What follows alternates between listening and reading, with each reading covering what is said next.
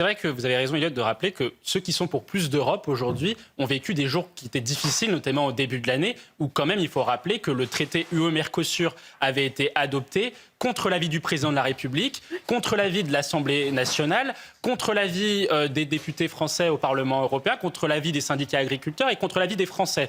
Et que donc forcément, dans l'opinion publique, on avait vu un reflux de cette volonté de toujours plus d'Europe. Et donc ceux qui étaient pour plus d'Europe étaient en difficulté. Et là, ces gens-là qui sont pour toujours plus d'Europe se réveillent au moment des incendies en nous disant « Ah mais vous voyez, c'est la coopération européenne qui effectivement est bienvenue, mais peut-être que cette doctrine de mutualisation des moyens va peut-être arriver à bout de souffle au moment où l'ensemble de l'Europe du Sud notamment est concernée par les incendies. » Tout à l'heure, on disait qu'effectivement, il faut remercier les pompiers, les policiers, les gendarmes de leur action, les militaires, etc.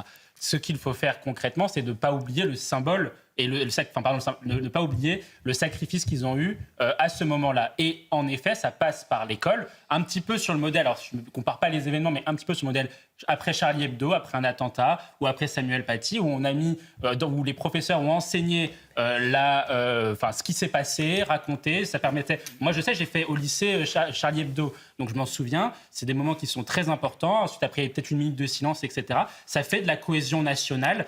Je trouve que c'est un bon récit, c'est bien que l'on puisse, à l'école de la République, valoriser ceux qui tiennent la République, que sont les pompiers. Il faut rappeler que dans certains quartiers, c'est un enfer. La gauche qui se prétend humanitaire fait causer des drames humains qui sont exceptionnellement importants. Et ce qui est important de dire aussi, c'est que c'est d'autant plus grave que la crise migratoire n'est pas derrière nous, mais elle est devant nous. On dit souvent il y a des bouleversements démographiques, notamment en Afrique, et si l'Europe ne défend pas ses frontières, et c'est là où on touche du doigt la fin de Schengen tel qu'il a fonctionné, parce que l'idée de Schengen, c'était de dire il n'y a plus de frontières au sein de l'espace européen pour que justement les pays qui ont des frontières avec le reste, avec les pays extra-européens, puissent défendre les frontières. Par exemple, c'est ce que fait Giorgia Meloni en Italie. La route migratoire centrale a baissé. Ce que ne fait pas du coup Pedro Sanchez, au contraire, il crée un appel d'air avec la décision de vouloir régulariser entre 500 000 et 1 million